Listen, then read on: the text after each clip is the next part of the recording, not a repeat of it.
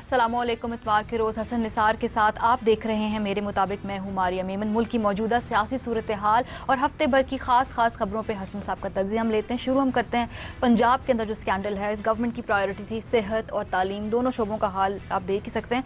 दर्जनों जाने जा चुकी हैं हसन साहब, और आज मैंने खबर थी कि डॉक्टरों को कुछ पकड़ा है, डॉक्टरों ने हड़ताल कर दी है, सिस्टम मफलूज करके रख दिया है, अवाम फिर दोनों तरीके से पिस रहे हैं।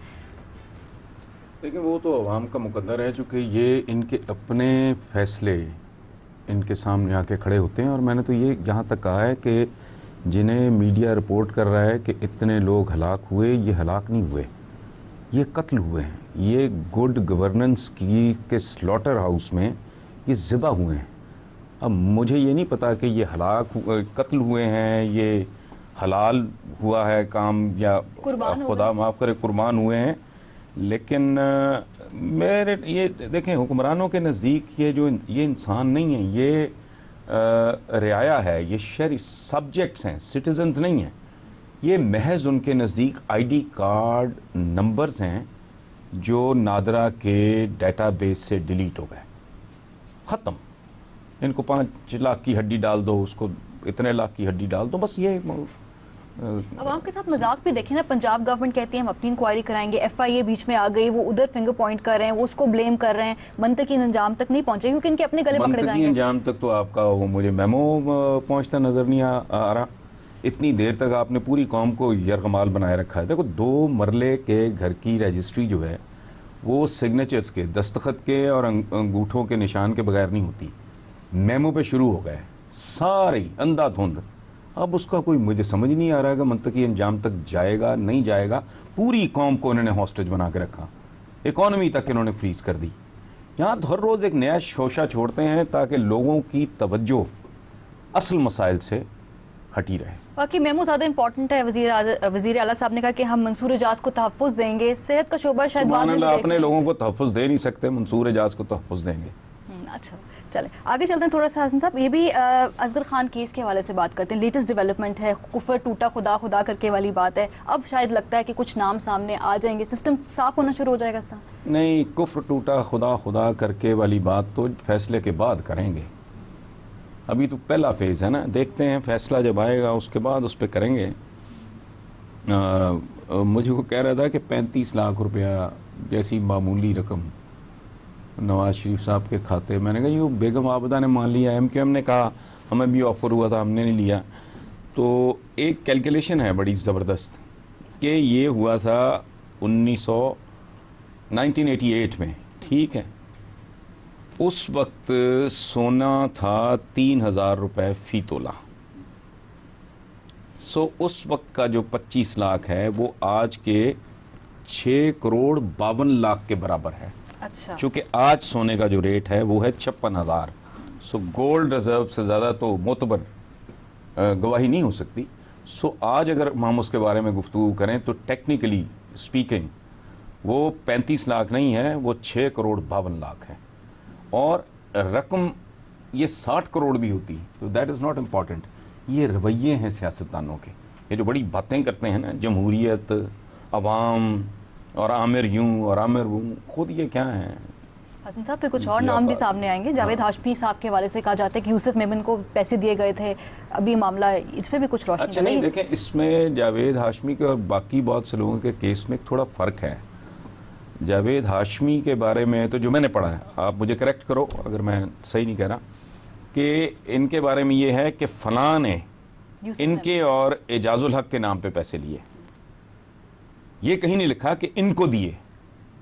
अब मैं आपके नाम पे पैसे लेके आपको पहुंचाएं या नहीं, ये तो बात की बात है।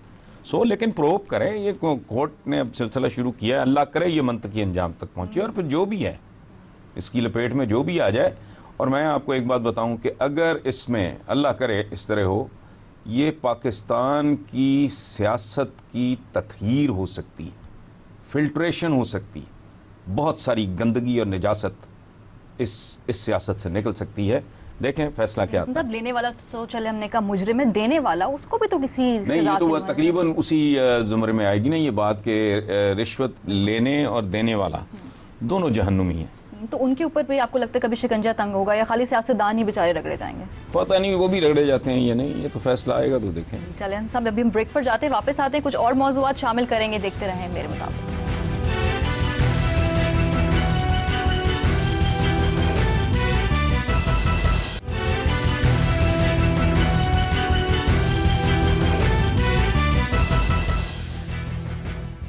वेलकम बैक टू मेरे मुताबिक। हसन साहब, ईमेल्स बहुत ज़्यादा आती हैं, तो उसमें से जो बहुत ज़्यादा ट्रेंड हम देख रहे हैं कि लोग शायद इस चीज़ का इंतजार करें कि खिलाफत का निज़ाम दोबारा कायम होगा, और वो कुछ एक कॉलम निगार साहब ने भी ये लिखा है कि उनको अगले मुहर्रम तक की डेडलाइन है और 12 कंट्रीज जो हैं एक ही परचम तले आ जाएंगे। एक और बेवकूफ़ ने तो यहाँ तक कहा था कि 52 मुल्क इकट्ठे हो जाएंगे और उनका सरबराह एक होगा।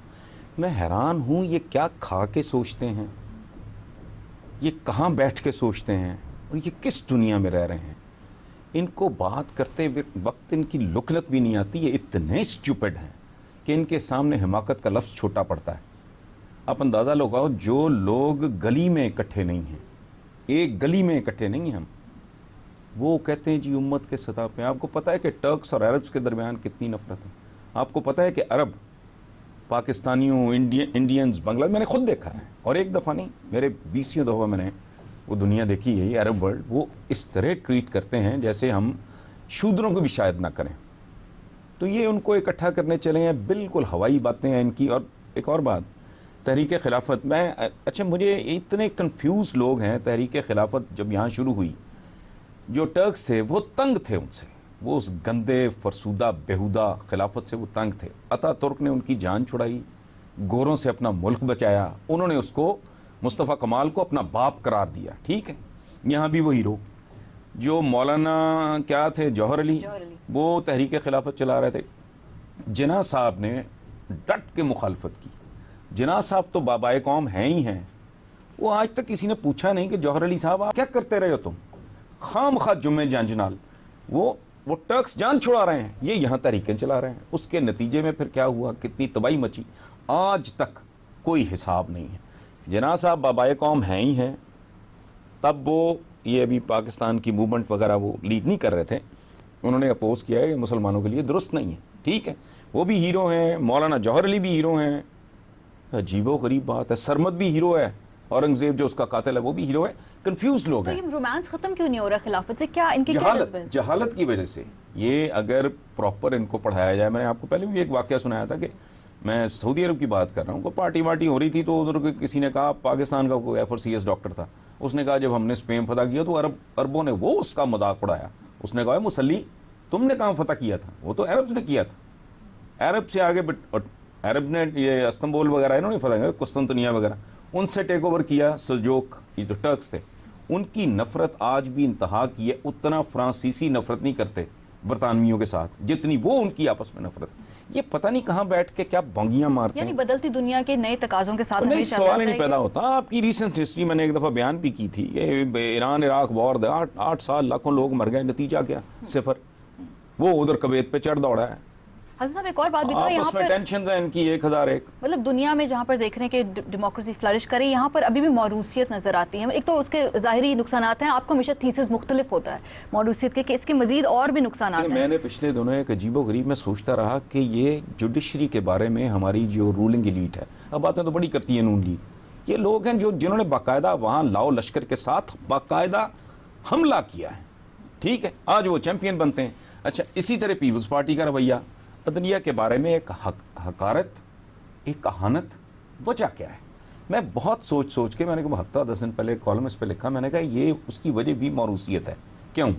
ये सोचते हैं कि चाहे ये कार्नेलियस साहब जैसा, जस्टिस कियानी जैसा मोहतरम बंदा ही क्यों ना हो, वो उनको वो कमी समझते हैं कि ये मुलाजम पेशा है। ये 2, 4, 5 साल के बाद इसका तो नामो निशान नहीं रहना। मैंने अपने बेटे की शक्ल में, फिर अपने पोते की शक्ल में, फिर अपने नवासे और पड़पोते की शक्ल में, हम तो मुस्तकिल रूलर्स हैं। वो खुद को समझते हैं परमानेंट रियलिटी, इनको वो समझते हैं कि ये टेम्पररी किस्म की ये शौकिया फनकार है, ये उनका माइंड सेट है। ये मरीज हैं, ज़हनी तौर पे ये मरीज लोग हैं, ये जुनूनी हैं और अपने तौर पे जस्टिफाइड भी हैं। अगर आपको पता है कि कल आपका बाप हुक्मरान था, आज आप हो, कल आपके बेटे ने होना है, परसों आपके पोते ने होना है, आप जजेस को क्या समझेंगे फिर? جرنیلوں کو آپ کہیں گے ہاں جرنیل ہے نا، بڑا جرنیل بنا پھرتا ہے، یہ کل فارغ ہوگا میں اس کو اپنی فیکٹری میں ملازم رکھ لوں گا، اور یہ ہوتا ہے. سو موروثیت کی بے شمار لانتے ہیں، جن میں سے یہ بھی ہے. یہ جو میں سوچتا تھا کہ یار یہ کیسے لوگ ہیں، اب اپنی عدلیہ کے بارے میں ان کی تکریم تمہاری تکریم ہے، ان کی عزت تمہاری عزت ہے، تو لیکن ان کا تو مائنڈ سیٹ ہی اور نا. حسن صاحب آپ نیوز فالو کرتے رہے ہوں گے، انڈیا میں 2G 3G اسکینڈل بڑا، اس کے بارے میں چرچا ہوئی. اب لگتا ہے کہ پاکستان میں بھی تاریخ دہرائی جانے لگی ہے. کچھ تھوڑا سا آپ کو فیکٹس اینڈ فگرز بتاتی ہوں. 3G 4G اور LTE کے لائسنس کی فروغ کے حوالے سے حکومت آج کل بڑی سرگرم ہے. $310 ملین کا یہ پوری جو اماؤنٹ ہے اس لائسنس کے لیے دی جائے گی. 4 سال پہلے $290 ملین کی قیمت تھی. تو لوگوں کو یہ بھی سوالات ہے کہ جی 80 سے 90 روپے خالی 4 سال میں اتنی قیمت بڑھی ہے. دوسرا لوگ یہ بھی سمجھ رہے ہیں کہ نوازا جا رہا ہے اور گورنمنٹ سمجھ رہی ہے کہ ہمارے پاس چونکہ ٹائم نہیں ہے فوراً ڈیل نہیں کر دو. لیکن ایک تو لوٹ مار کا پروگرام وہ ایجنڈا ہے، ٹھیک ہے. دوسرا وہ اپنا ڈیفیسٹ جو ہے اس کا بجٹ کا خسارہ پورا کرنے کے لیے بھی ایڈوانس یہ سٹے بازی کر رہے ہیں. لیکن آپ یقین کرو کہ میری صحت پہ کوئی فرق نہیں پڑتا. مجھے تو اس دن شاید تھوڑی سی حیرت ہو جس دن مجھے پتا چلے کہ اس ملک کی رولنگ ایلیٹ نے پاکستان کی رجسٹری کسی کے نام کر دی ہے اور اب وہ قبضہ دینے جا رہے ہیں. یہ زمین کا انتقال ہو گیا ہے، یہ سارا جو فارمیلٹیز تھی پوری ہو گئی ہیں، اب صرف قبضہ دینا باقی ہے. وہ ملک کا قبضہ دے دیں گے اور ان کے پیسے باہر ٹرانسفر ہو گئے ہیں. یہ تو لوٹ مار کی داستان ہر جگہ ہی ہے، جہاں ہاتھ رکھو. میں نے تو کہا یہ تو بد نصیبی کی انتہا ہے. جدھر نظر ڈالو ناسور ہے، جہاں ہاتھ رکھو وہاں پھوڑا ہے، وہاں زخم ہے. یہ اسی طرح کی لوٹ مار ہے اور کیا ہے. تو لوگ کہتے ہیں ٹھیک ہے ان کو دے دیں، وہ آگے گورن کر لیں، بہتر چلا لیں گے. وہ بھی کوئی نہیں لیتا. ایک نقصان میں جانے والی جو ہے نا مل، اس کی قیمت نہیں لگتی. چلیں اسی پوائنٹ پہ ایک بریک لیتے ہیں. اور بھی بہت سارے موضوعات ہیں پروگرام پہ، ہم جب واپس آئیں گے اس کو ڈسکس کریں گے. دیکھتے رہیں میرے مطابق.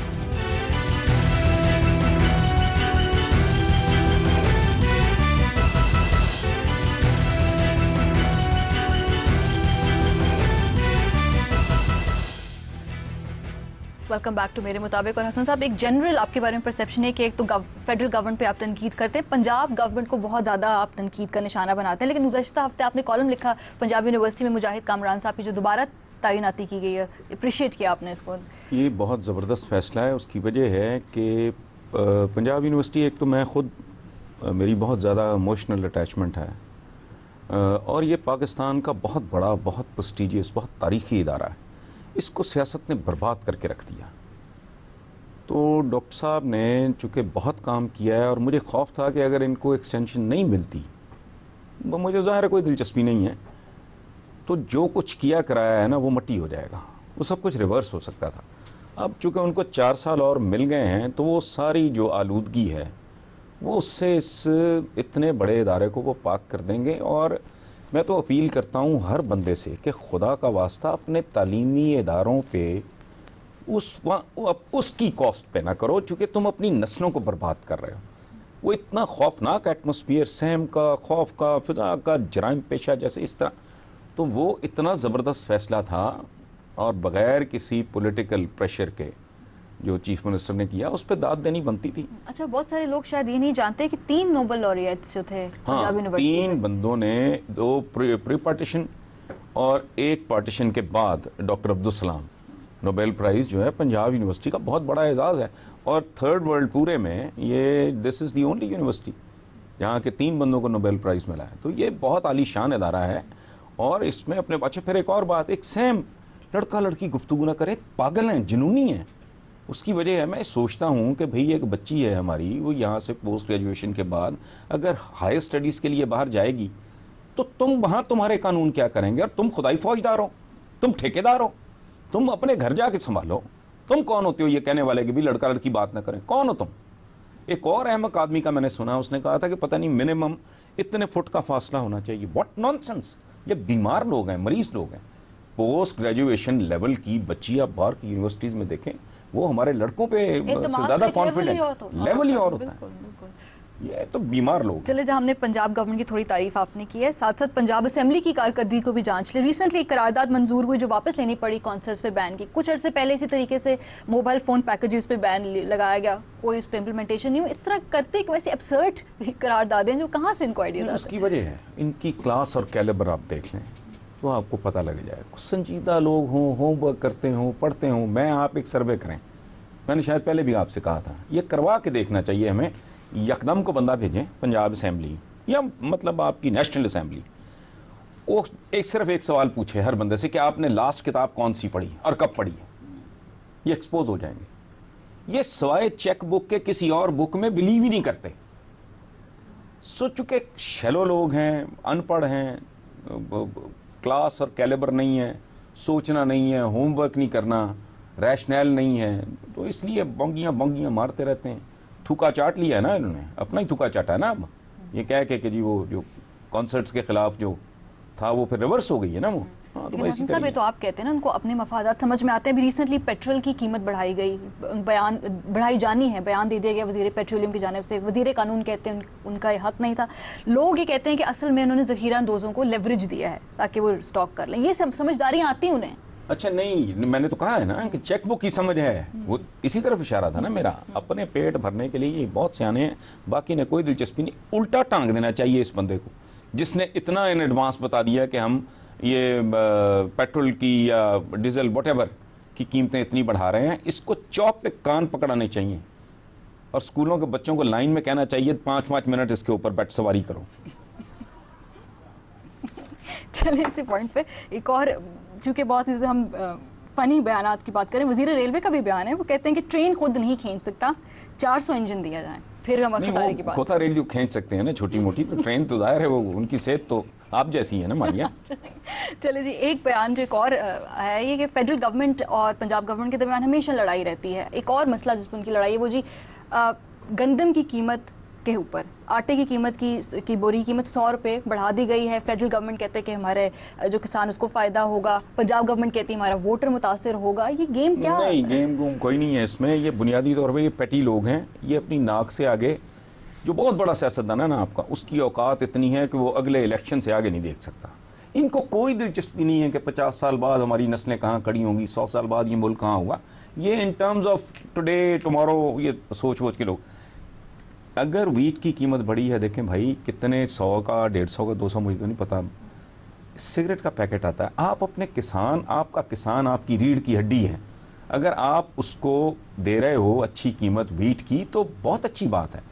اس کا علاج یہ نہیں ہے کہ اس کو آپ پراپر قیمت نہ دو. اس کا علاج یہ ہے کہ آپ جاب اپرچونٹیز کریٹ کرو، انڈسٹری کو، trade, commerce, economic activity generate کرو ملک میں، تاکہ لوگوں کو روزگار ملے، ان کے پاس بائنگ پاور ہو.